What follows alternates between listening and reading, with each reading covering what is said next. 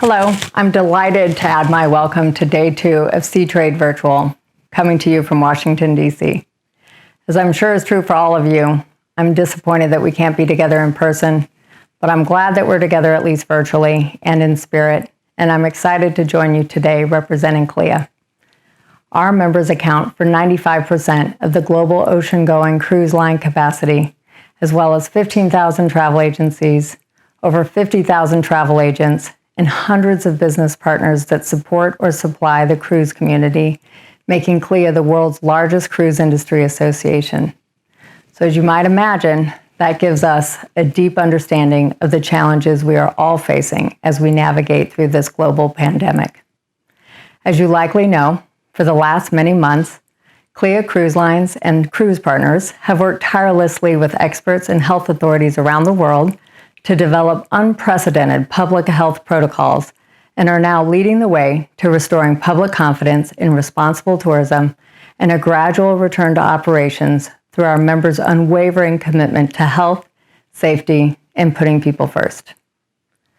Last year, the cruise industry's global output was $150 billion, contributing to local economies around the world. Almost overnight, however, we went from an industry expecting the strongest growth trajectory in our history to 0 passengers and 0 sailings. Up until March 13th this year, the cruise industry accounted for 1.2 million jobs. Now we're losing nearly 2,500 jobs a day. We're challenged to look inward for solutions because this crisis is unprecedented. There are no simple answers. However, we have the experience, talent, and resources to be a recognized global leader in safe and responsible tourism, and that is our vision for CLIA.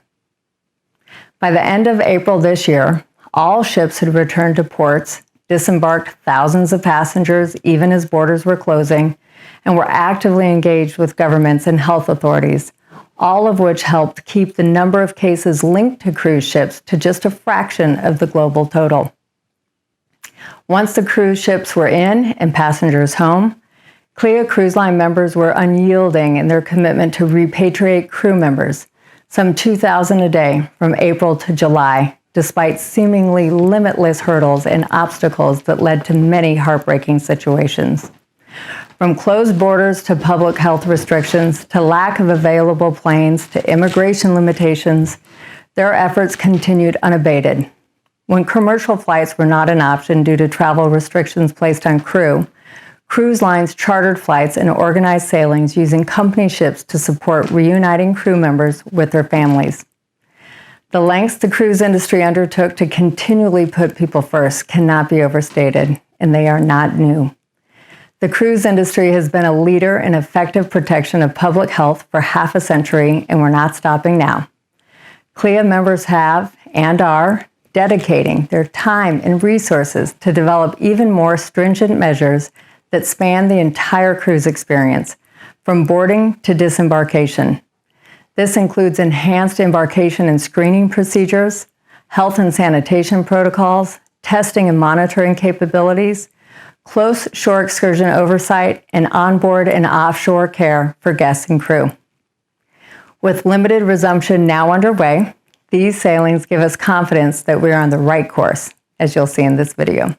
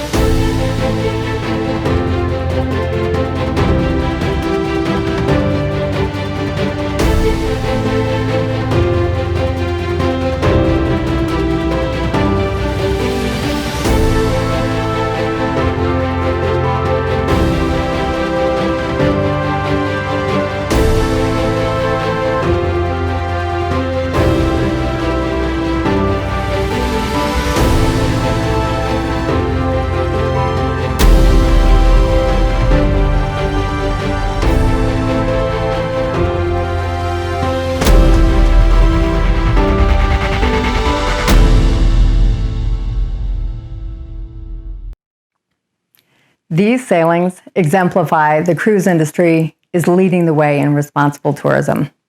That's why I'm pleased to announce that, effective today, all CLIA Ocean Cruise Line members worldwide have agreed to conduct 100% testing of passengers and crew on all ships with the capacity to carry 250 or more persons, with a negative test required for any embarkation.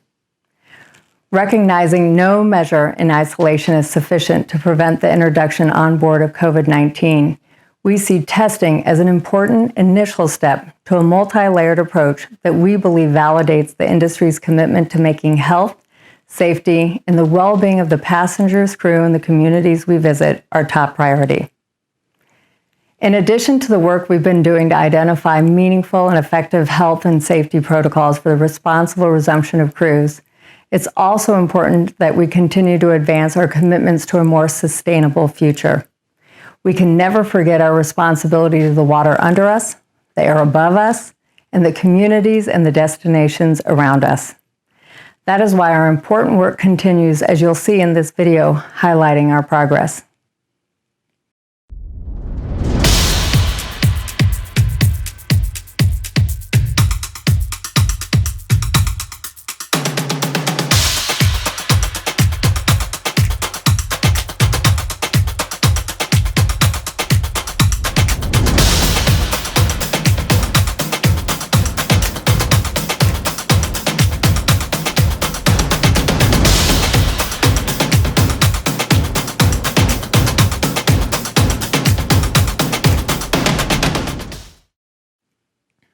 So you see, we all have a role and a responsibility making cruise the best and the most responsible way to experience the world.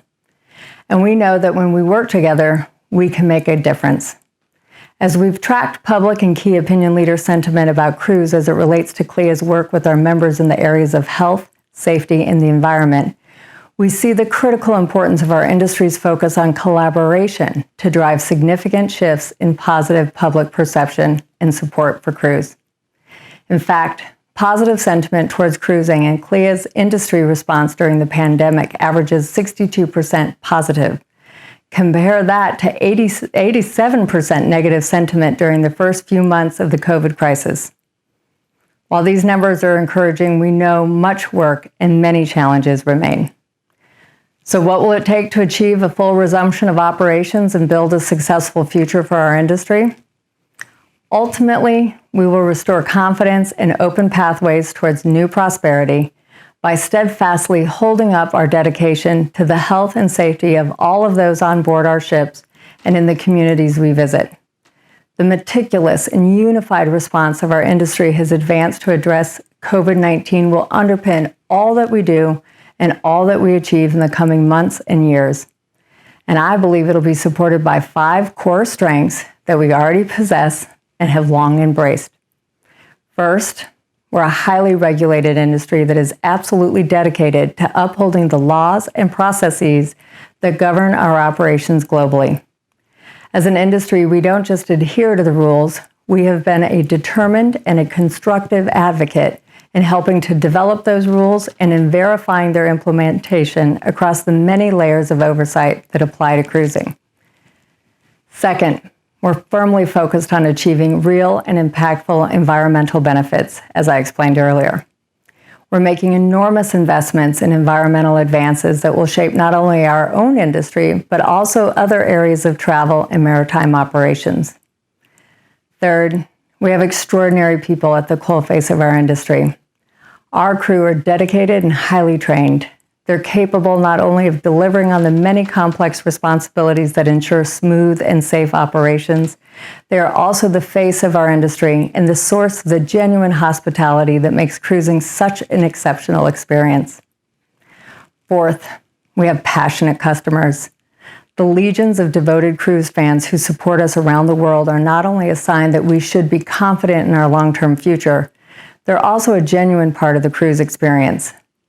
They know the lengths we go to, they know the care we take, and they will be our most important advocates in the future. And finally, we're an industry that puts people first in everything we do. People are our first priority in health and safety. They're our first priority in recruitment and training. They are our first priority in achieving real social and economic benefits for communities around the world, and they are our priority in delivering an extraordinary and unforgettable experience. These strengths are crucial.